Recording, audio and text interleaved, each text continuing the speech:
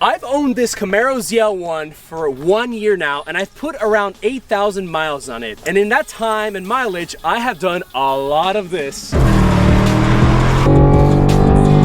Definitely a lot of this. 1, 2, 3!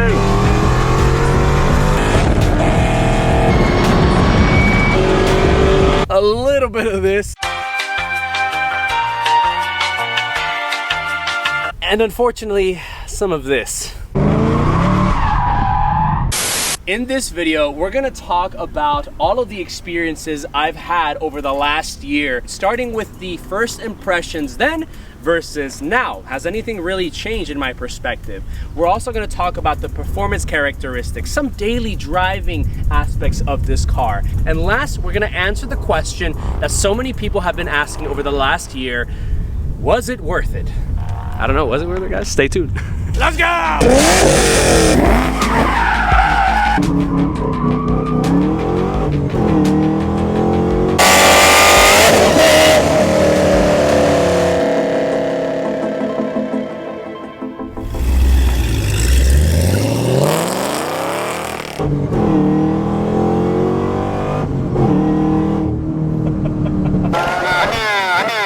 Now let me give you guys some context on having the 5th generation ZL1, because over the last year since I had purchased this car, I have gained nearly 25,000 more subscribers, which means that there's new faces, new viewers here. So before I actually had this 5th gen ZL1, I actually had a 5th generation Camaro SS, a 2010, which had some more exhaust modifications, not so much performance driven ones like the ZL1 has. Shit. Fuck. You good? Yeah, man. I held it nice though. It was good. It was good. It wasn't scary. Okay. Oh, wait a minute. It wasn't scary? No. I'm gonna say that the acceleration feel, so from like first gear,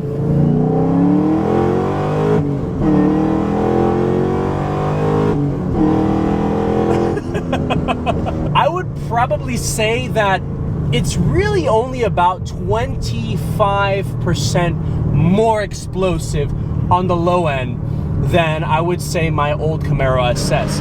And that's really because my Camaro SS was geared, like the gearing and the low end torque was just so explosive, just like this one. Really the biggest difference being that supercharger whine, which, I mean,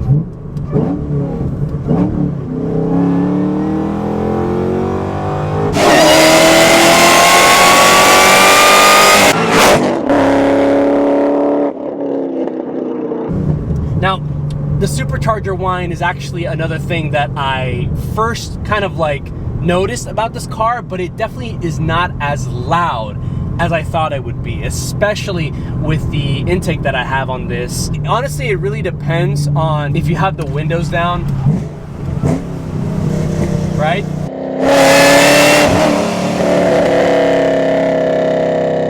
The really important thing to know is that with that acceleration feel, it's probably not much more different because this car weighs 200 pounds more. I actually weighed this car at 4,080 pounds. Now granted, this is pretty much the most fully spec'd out ZL1 that you could have bought. It has pretty much all the options on it, but that 200 pound difference is definitely felt. And I think that's why that acceleration, that initial blow, is just not as explosive as I originally thought. Now, just because that explosive power is not as apparent as I thought it was, it doesn't mean that it's not as exciting as the one from before, because literally every time I accelerate,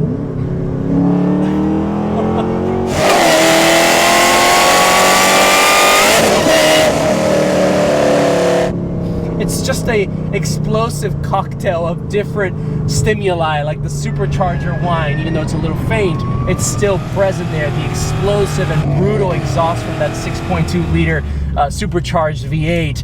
Not to mention that it's a manual, guys. It's a manual. It's a manual transmission car. So, you know, driving this thing is just so much more engaging. Other things that are quite different from my old Camaro SS was the braking on this car. It has 6-piston brakes versus the 4-piston brakes, and They definitely bite a lot better. I don't know if I just needed to replace the old pads on my SS or not. We haven't really taken it out on the track so much, so I don't really know how, from a longevity standpoint, they're gonna do if I take it on a track day. But the braking is significantly better than my older Camaro SS, like for sure. Another really big first impression that really has stuck with me to this day has to do with this car's handling capability. The ZL1 has stiffer suspension components.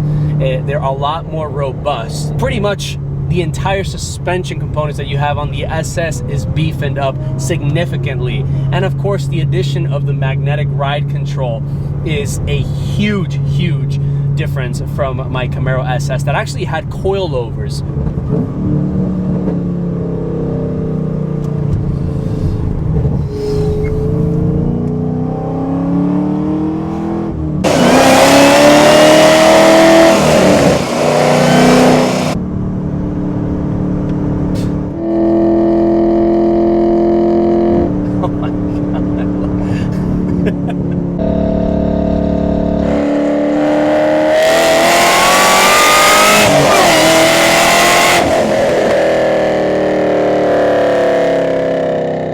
The fact that this car, again, weighs 4,000 pounds and is complemented and equipped with the robust suspension components and the magnetic ride control, it really does help feel like this car isn't as heavy as it is. And I think it's one of the key selling points and the first things that you're gonna realize when you get into a 5th generation Camaro ZL1. Is the honeymoon phase over from a performance standpoint or driving experience? Not really, no.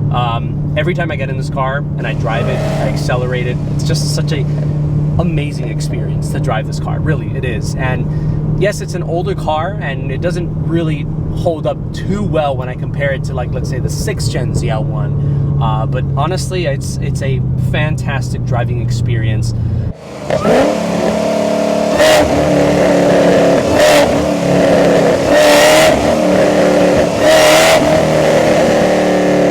So one of the things that I realized over the last year about owning this car was how it is driving it like this, like, you know, bumper to bumper traffic. The visibility is still kind of horrific with the Camaro. You know, I'm a little bit taller, I sit up taller, so it doesn't affect me as much.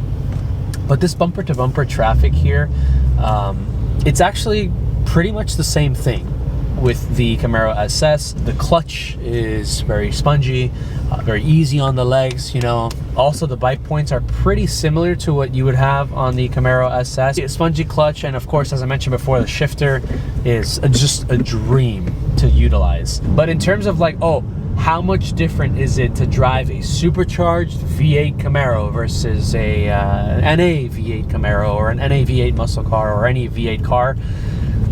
It's really not much different, really. It's only when you have, like, those wide open spaces that you truly appreciate that 200 horsepower difference. You crying, bro? It is, bro. It's so beautiful. It's so beautiful. Like, I gotta pull over. I gotta pull over. You don't understand. Like, people don't understand the beauty of this car. I mean, all right, let's go. But yeah, just doing the normal, mundane things of everyday life. It's doable with this car. And on top of that, it's kind of fun. Pulling up with the bank-owned whip. Do you hear that?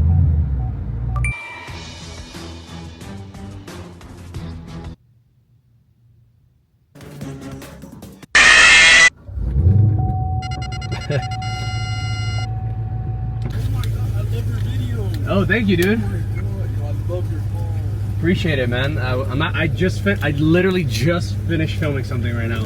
That tends to happen a few times, and I never get tired of it. It's always a humbling experience. It's something that is definitely gonna happen to you if you get a car like this, because the street presence that this thing has is just so in your face. And when you have a beautiful color like this as well, duh.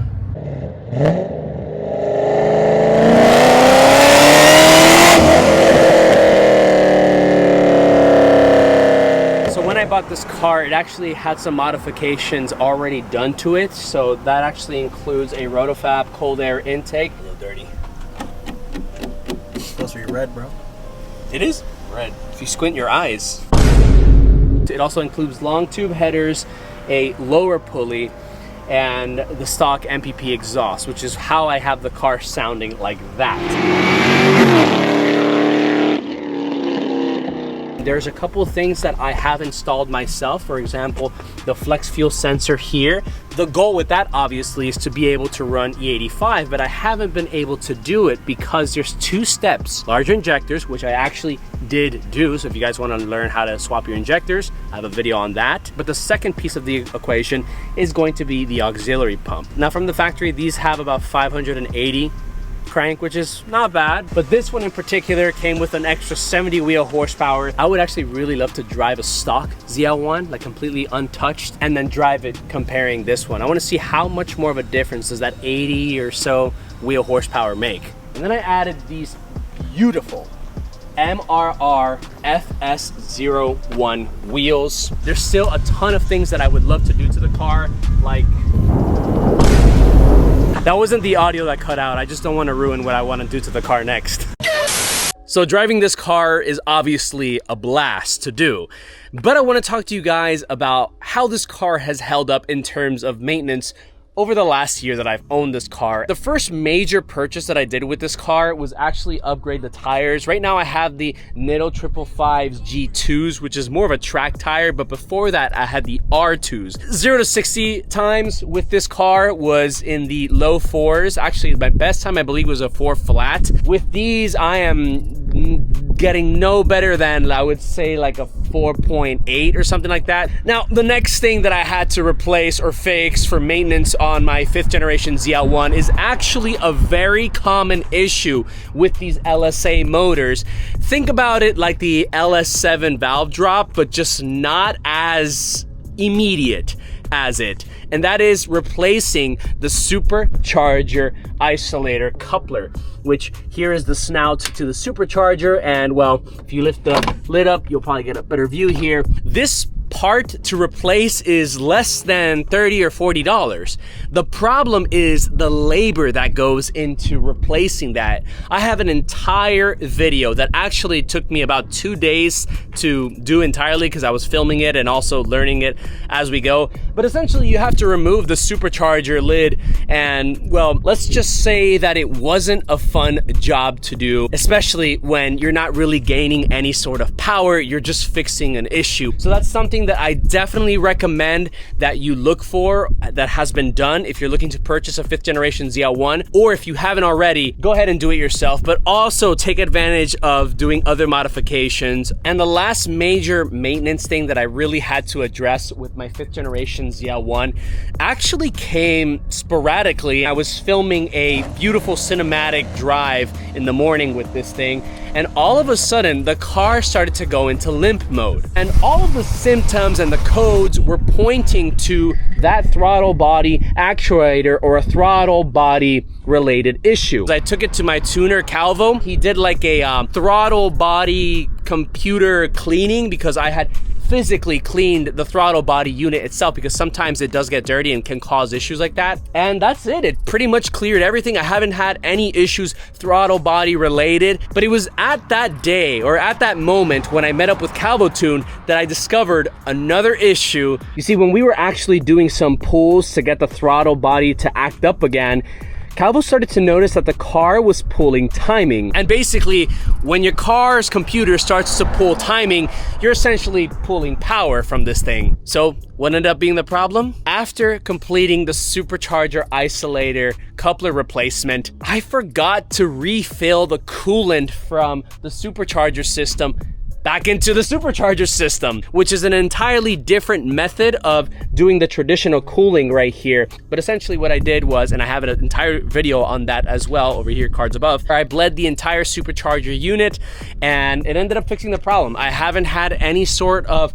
high cooling temperatures, haven't had any sort of harmful timing pulls with this thing, and honestly, it's been a blast. A few weeks ago, when I went on a scenic drive with my friends, I noticed something really fishy. I gave it some very low throttle to kind of just like line up with one of my boys, and the car like jumped very fast, and it was just this weird pulse of gas that just and smoke that just shot out of the exhaust system. And at that time, I really didn't think much of it because I probably gave it too much gas. I was too excited. I really didn't have any sort of things to point at. And of course, I gotta move the car, but at least we get to hear the exhaust.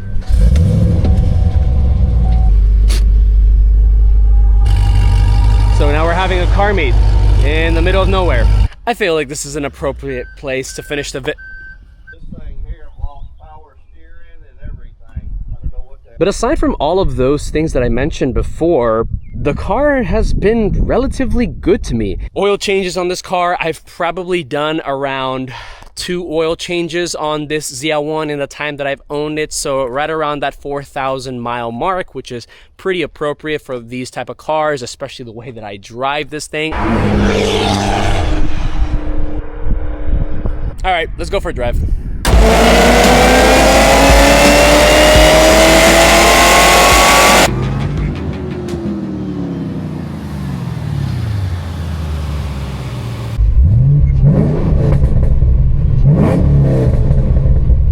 I'm gonna start off with the things that I actually hate about this car and transitioning to the things that I love about it. So the first thing that I really dislike about the Camaro, and this is something that really shouldn't be on the list, but I'm just trying to nitpick here, and that is how absolutely heavy these cars are. Bigger supercharger, more robust suspension components, more luxury features, and a little bit more tech that you would get on the Camaro SS makes this car, along with the sunroof, this is an absolute unit.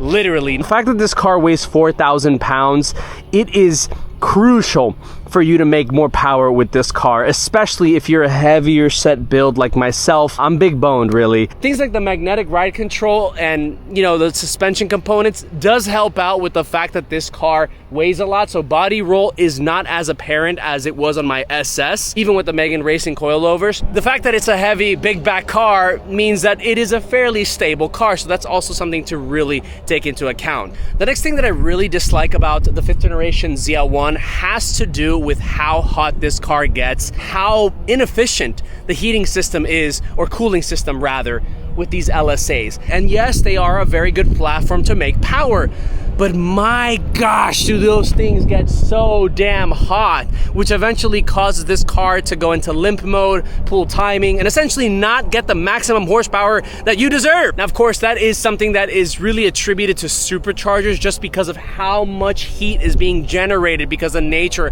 of the superchargers. And that is simply just a cooling system, like the ice pack and all that stuff. And honestly, moderating how many times you accelerate. Just don't do it in a hot Florida day like this. All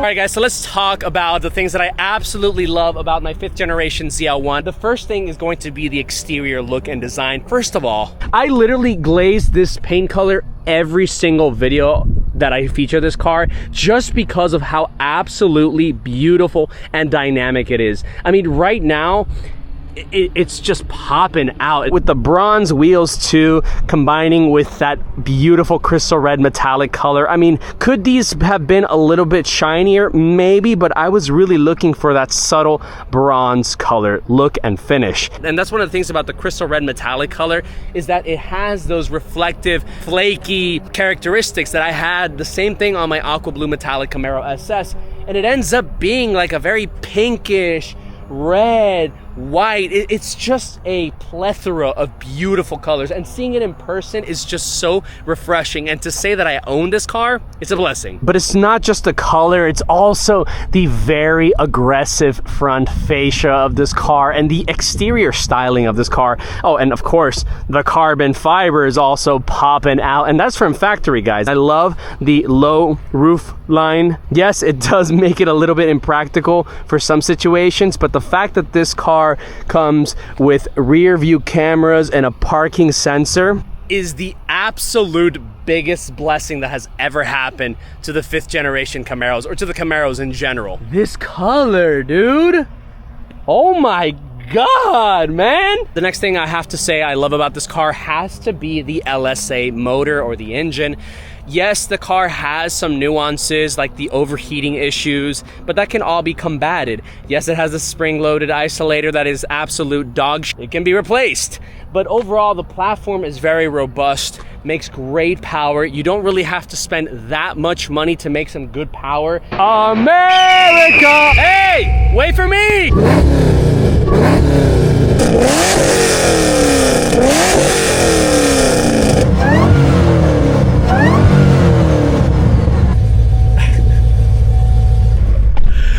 That exhaust note is amazing. Gosh, there's nothing like it. And this just sounds so brutal from the back, from the front. Is it the fastest? No. Is it the most tameable? I think I've mastered it pretty well, but it's still, you know, you can still get a little bit loose with this thing and you gotta be careful. Other things that I really love about the car is the fact that it has Alcantara bits throughout the car, here on the dashboard and on the steering wheel, the shifter and the boot, also on the seats here. It's the least that you guys could have done when people were paying high 50s, low 60s. Truth be told, I absolutely love how simplistic the design of the interior is. Yes, it's definitely not the most contemporary looking, and it does have a lot of kind of cheap plastic, which is something that I kind of wish it had more of this Alcantara, especially on the door panel here. But at the end of the day, guys, it's a mass-produced American muscle car. Who cares? It doesn't look that bad. I bought it for the motor. I bought it for the slides. I bought it for the sound. And I bought it to flex on... You're not getting ladies with this car. This is a dude magnet.